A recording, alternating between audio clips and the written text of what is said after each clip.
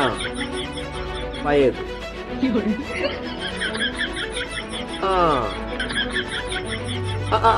ഇതെന്താ പരിപാടി മനസ്സിലായ? നമ്മളെ പെരയിലൊക്കെ ഉണ്ട്.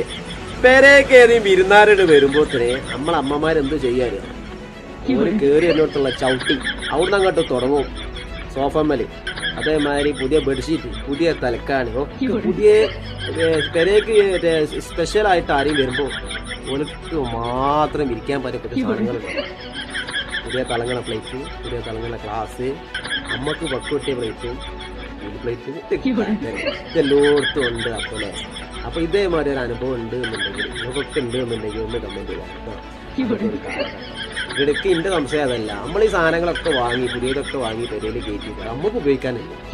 മറ്റോര് വരുമ്പോൾ എന്തിനപ്പോൾ നമ്മള് ഷോ കാണിക്കുന്നത് ചോദ്യമാണ്. കാരണം എന്താ, നമ്മൾ ഇന്ന നാളെ വടിയായി നമ്മൾ പോകും.